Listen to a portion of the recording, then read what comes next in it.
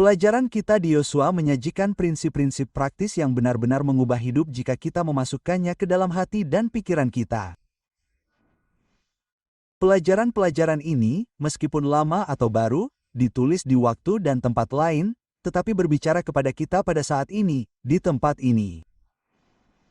Judul pelajaran kita minggu ini, pelajaran 11, adalah hidup di tanah air. Jika saya memberi subjudul, saya akan memberinya judul menangani konflik, kesalahpahaman, dan menangani masalah dengan orang lain. Mari kita berdoa. Bapa di surga, saat kita mempelajari pelajaran minggu ini, bukalah hati kami, bukalah pikiran kami, bantu kami untuk memahami dengan lebih jelas bagaimana menangani konflik yang tidak dapat dihindari dalam komunitas iman manapun. Bantu kami mengetahui prinsip-prinsip Kristen dalam menyelesaikan konflik dan semoga kami mempelajarinya dari pelajaran ini dalam nama Kristus. Amin. Paragraf pembuka pada pelajaran Sabat sore menarik perhatian saya. Dikatakan, hidup dalam suatu komunitas terkadang dapat menimbulkan perselisihan dan ketegangan. Hal ini khususnya berlaku dalam komunitas seperti gereja, tempat orang-orang dari latar belakang dan strata sosial yang berbeda dan terkadang dibesarkan dalam budaya yang sama sekali berbeda hidup dan bekerja bersama untuk tujuan yang sama. Pernahkah Anda memperhatikan bahwa kita bertemu dalam komunitas orang percaya? Terkadang kita berasal dari latar belakang yang berbeda, dibesarkan di rumah yang berbeda. Beberapa rumah cukup stabil, rumah lainnya cukup berbatu di latar belakang. Beberapa budaya sangat cepat, mereka ingin melakukan segala sesuatu tepat waktu. Budaya lain, ya, mereka sedikit lebih santai dan rileks. Beberapa budaya suka makan makanan pedas, budaya lain suka makan makanan yang ringan dan tidak terlalu pedas. Anda tahu, sangat menarik bahwa Tuhan menempatkan kita bersama di sebuah gereja. Dan bagaimana Anda menangani beberapa ketegangan yang muncul dalam jemaat gereja? Nah, dalam pelajaran hari Minggu di Yosua pasal 22:1-8, kita menemukan satu hal yang benar-benar menyatukan kita. Pertanyaannya adalah, apa yang ayat-ayat Yosua ini maksudkan? 22:1-8 ceritakan kepada kita tentang komitmen orang Ruben, orang Gad, dan setengah dari suku Manasye. Nah, ketika Anda melihat Yosua 22. Dan mari kita ambil ayat 4 dan 5.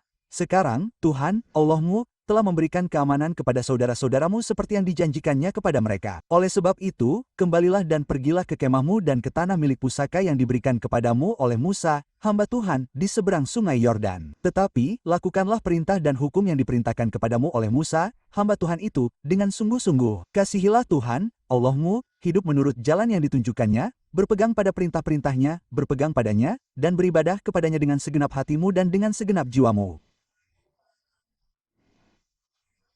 Satu hal yang kita perhatikan yang benar-benar menjadi dasar persatuan adalah bahwa orang Ruben, orang Gad, setengah dari suku Manasye, mereka sangat setia kepada Tuhan hampir sepanjang waktu mereka. Mereka menaati Musa, mereka menaati Yosua, mereka menaati Tuhan, dan mereka memiliki panggilan yang lebih tinggi. Panggilan yang lebih tinggi adalah komitmen mereka kepada ketaatan.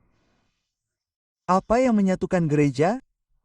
Saat ini, komitmen kita kepada Yesus. Ketika Anda berkomitmen kepada Kristus, Anda tidak akan terlalu jauh dari satu sama lain. Kebenaran doktrin Allah yang menyatukan kita. Jemaat Advent hari ke-7 di seluruh dunia memiliki kepercayaan yang sama terhadap firman Tuhan, suatu pemahaman bahwa Kristus adalah Mesias kita, bahwa kita diselamatkan oleh kasih karunia, tetapi kita dituntun melalui kasih karunia itu tidak hanya untuk mengampuni masa lalu kita, tetapi juga untuk diberdayakan untuk menjalani kehidupan yang saleh di masa sekarang. Apa yang menyatukan kita? Struktur doktrinal Kitab Suci. Kita memiliki kesamaan, kepercayaan akan kedatangan Kristus yang kedua kali. Kita memiliki harapan ini, angkatlah trompet dan bunyikanlah dengan keras. Yesus akan datang kembali. Itulah yang menyatukan kita, kepercayaan kita yang sama terhadap hari Sabat ketika kita datang setiap hari Sabat untuk menyembah Tuhan bersama-sama. Memahami perintah untuk mengingat hari Sabat dan menguduskannya. 6 hari lamanya engkau akan bekerja dan melakukan segala pekerjaanmu. Pekerjaan, tetapi hari ke-7 adalah hari Sabat Tuhan Allahmu. Pemahaman kita tentang kematian, surga, pesan bahwa ketika Anda meninggal, Anda beristirahat sampai Yesus datang kembali. Pesan kesehatan kita menyatukan umat Advent di seluruh dunia.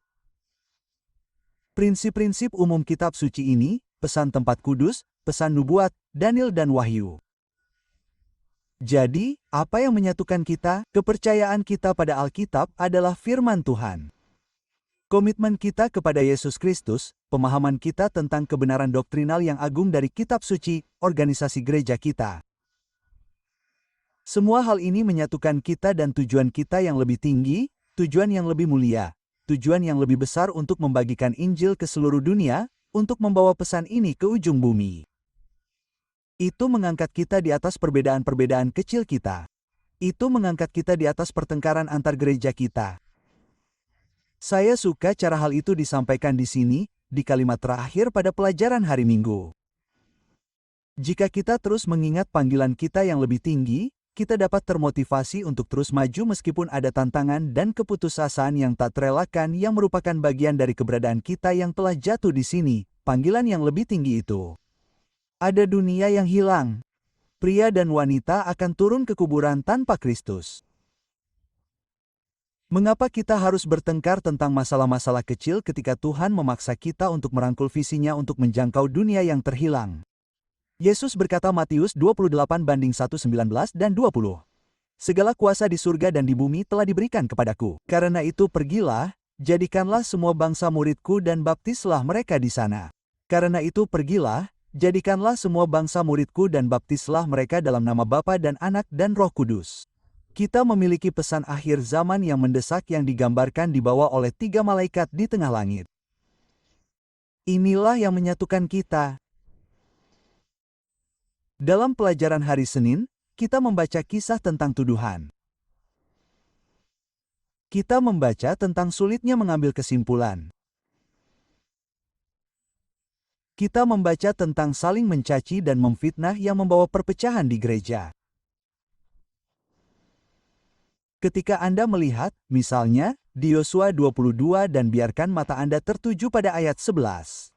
Sekarang anak-anak Israel mendengar seseorang berkata, lihatlah, Bani Ruben, Bani Gad, dan setengah dari suku Manasye telah mendirikan sebuah mezbah di perbatasan tanah Kanaan di wilayah sungai Yordan di sisi yang ditempati oleh anak-anak Israel.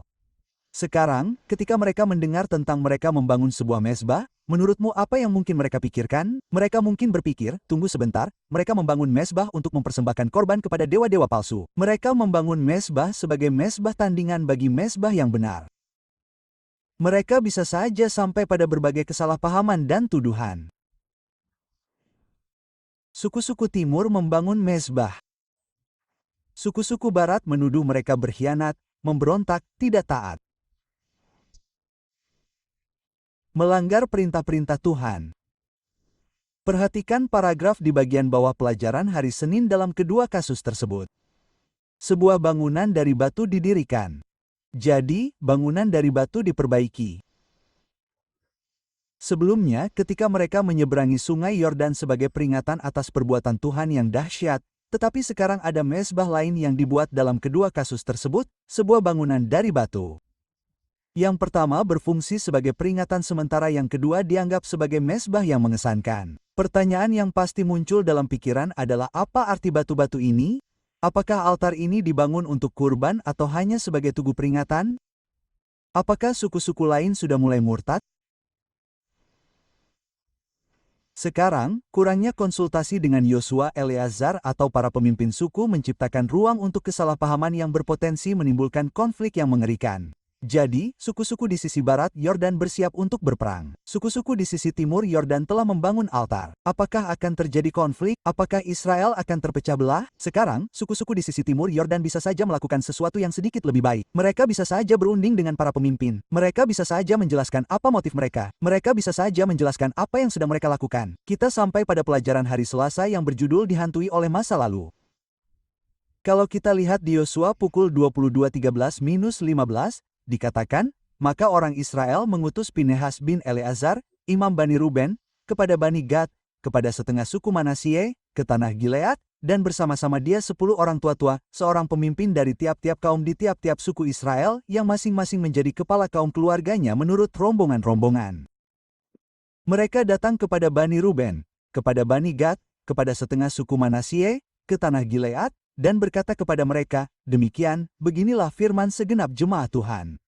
Ayat 16. Pengkhianatan apakah yang telah kamu lakukan terhadap Allah Israel, sehingga kamu pada hari ini tidak lagi mengikuti Tuhan, sehingga kamu mendirikan mezbah bagimu, supaya kamu dapat melawan Tuhan pada hari ini? Apakah kesalahanmu yang tahir, kamu ingat di Balpur, tempat mereka menyembah berhala, belum cukup bagi kita, yang darinya kita belum ditahirkan sampai hari ini, meskipun ada tulah di antara jemaat itu, tetapi kamu harus pada hari ini tidak lagi mengikuti Tuhan. Dan jika kamu memberontak terhadap Tuhan, maka besok ia akan murka terhadap segenap jemaat Israel. Mereka berkata, lihat, jika kami membiarkan kamu melakukan ini, maka penghakiman Allah akan menimpa seluruh Israel. Dengan kata lain, berhentilah melakukan ini atau kami akan menyerangmu. Di sini, Pinehas memiliki reputasi buruk. Ia memiliki kedudukan karena keberaniannya di Bepeor. Kau ingat dialah yang datang dan menyerang serta melemparkan tombak ke arah orang yang telah berdosa begitu besar. Jadi mereka melontarkan tuduhan ini terhadap Israel karena melakukan pelanggaran, pengkhianatan, dan pemberontakan. Paragraf terakhir, contoh Achin dan Balpor berfungsi sebagai preseden. Satu untuk pengkhianatan, yang lain untuk pemberontakan. Mereka juga mengungkapkan ketakutan dari 9,5 suku bahwa tindakan membangun altar yang tidak sah akan mengarah pada kemurtadan, penyembahan berhala, dan perbuatan amodal. Jadi mereka benar-benar kesal, sangat marah. Sekarang ingat teks hafalan kita untuk hari ini. Apa teks hafalan kita? Itu ditemukan dalam Amsal 15:1. Jawaban yang lemah lembut meredakan kegeraman, tetapi perkataan yang pedas membangkitkan marah. Sungguh luar biasa melihat bagaimana 2,5 suku dan para pemimpin mereka di sisi timur sungai Yordan bertindak. Yordan untuk melihat bagaimana mereka menanggapinya. Sungguh luar biasa melihat kelembutan, kebaikan hati yang mereka tunjukkan. Kita melihat tanggapan mereka di Yosua 22 ayat 21-29. Yosua pukul 22:21-29.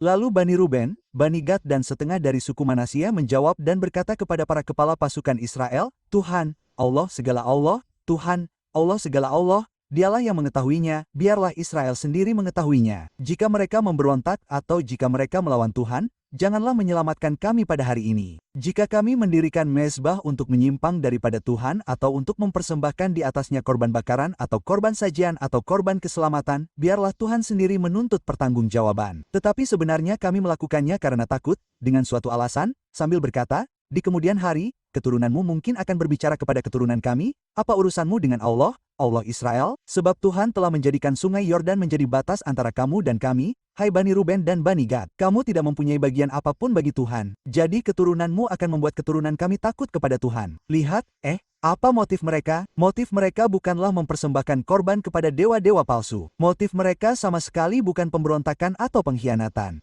Bagaimana tanggapan mereka? Mereka berkata, Tuhan tahu hati kita.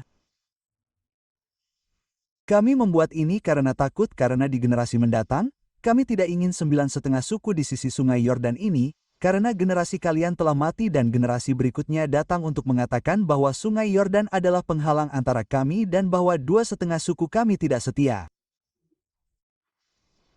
Kami mendirikan mezbah ini sebagai peringatan akan kebaikan Tuhan, peringatan akan kasih karunia Tuhan, peringatan akan persatuan umat kami. Sama seperti ketika kami menyeberangi sungai Yordan, ada sebuah peringatan yang didirikan. Perhatikan jawaban yang mereka berikan. Poin pertama yang mereka buat adalah Tuhan tahu. Tuhan tahu. Dia tahu apa alasan kami membangun ini. Kami bertanggung jawab kepadanya. Hal kedua yang mereka lakukan adalah mereka memberikan penjelasan yang sangat jelas tentang mengapa mereka membangun mezbah itu.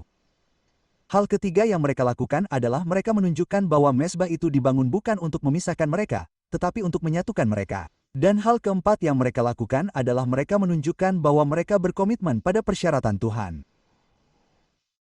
Sebuah wahyu yang mengejutkan mengikuti paragraf ketiga dari pelajaran hari Rabu yang di satu sisi, membuktikan bahwa dasar dakwaan Ignite tidak sah. Sebuah altar tidak dapat hanya berfungsi sebagai tempat pengorbanan. Di sisi lain, hal itu mengungkapkan motivasi mereka yang sebenarnya. Ketakutan akan pemisahan dari Israel, dan bukan kemurtadan, adalah dasar sebenarnya dari tindakan mereka. Jadi, pembangunan altar bukanlah bukti kemurtadan seperti yang selama ini diduga. Kenyataannya, yang terjadi adalah sebaliknya. Mereka bertindak karena takut kepada Tuhan, sama seperti yang dilakukan suku-suku di barat. Dasar sejati dari persatuan Israel bukanlah geografi atau luasnya warisan secara fisik, tetapi kesetiaan rohani mereka terhadap tuntutan Tuhan. Kedua setengah suku ini tidak bersikap defensif. Mereka tidak berdebat, mereka hanya berkata, Tuhan tahu, dan biarlah kami menjelaskannya kepadamu dengan tenang. Jawaban yang lemah lembut meredakan amarah. Marilah kita berkomunikasi denganmu secara terbuka. Bagaimana kita menyelesaikan konflik di gereja? Salah satunya adalah kita berkomunikasi secara terbuka. Kita berkomunikasi secara jujur. Daripada bersikap defensif jika kita diserang, kita memberikan penjelasan yang jelas tentang komitmen kita kepada Tuhan. Dalam pelajaran hari Kamis, kita membaca beberapa prinsip hebat tentang penyelesaian konflik. Prinsip-prinsip itu terdapat dalam Yosua 22 ayat 30-34. Yosua pukul 22:30-34.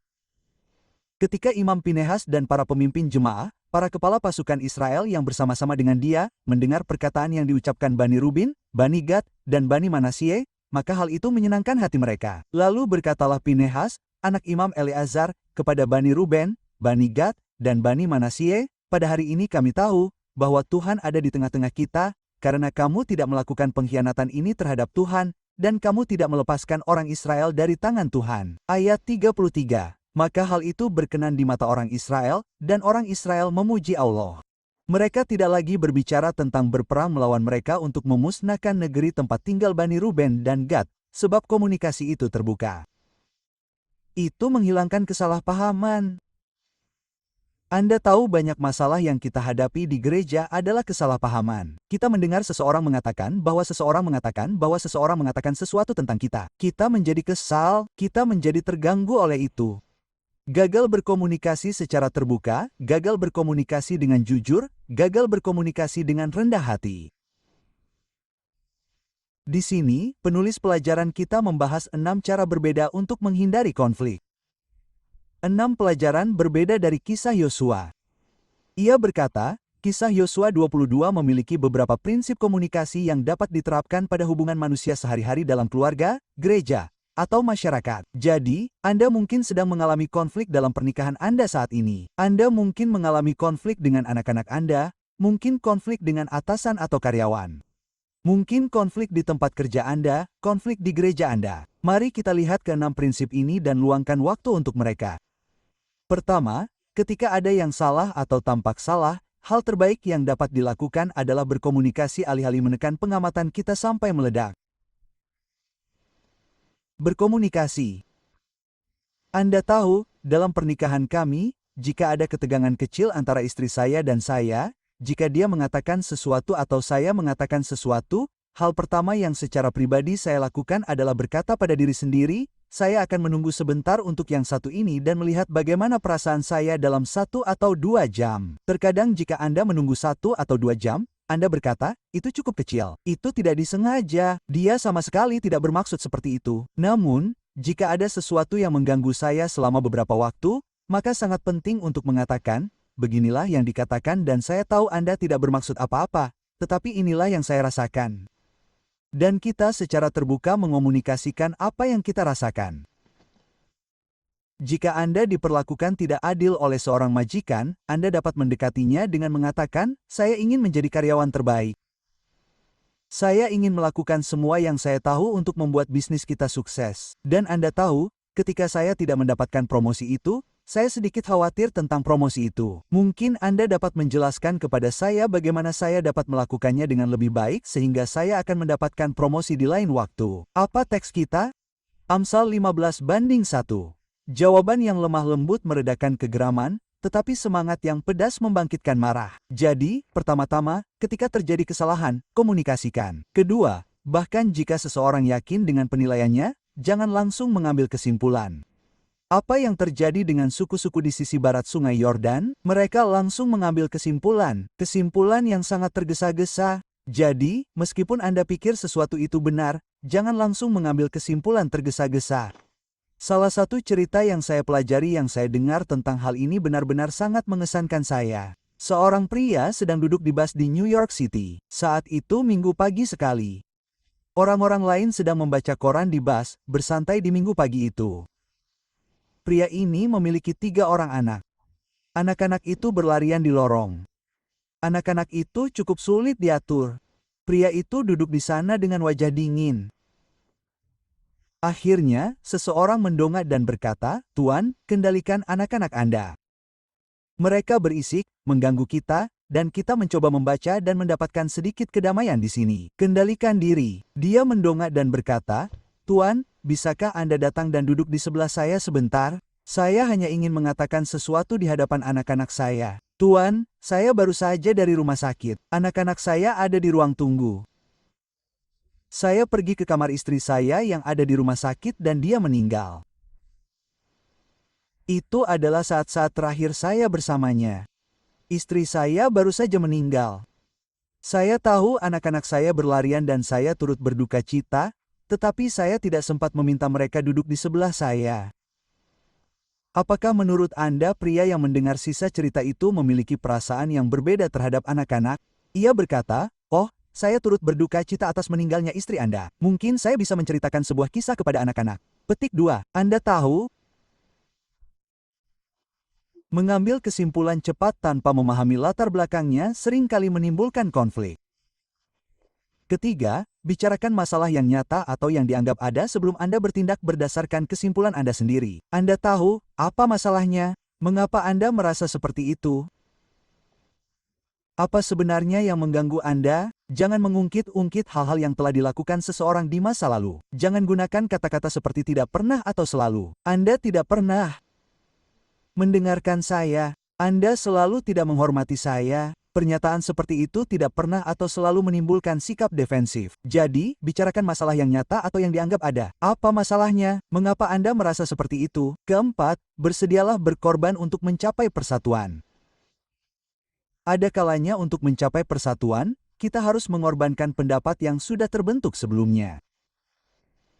Misalkan Anda berbicara dengan istri Anda tentang pergi ke restoran, dan misalkan Anda sama sekali tidak menyukai makanan Meksiko, tetapi dia sangat ingin pergi ke restoran Meksiko. Anda tidak menyukai makanan Italia, tetapi dia sangat ingin pergi ke restoran Italia. Apakah layak merusak malam dengan berdebat tentang kemana Anda ingin pergi atau lebih baik mencapai semacam kompromi?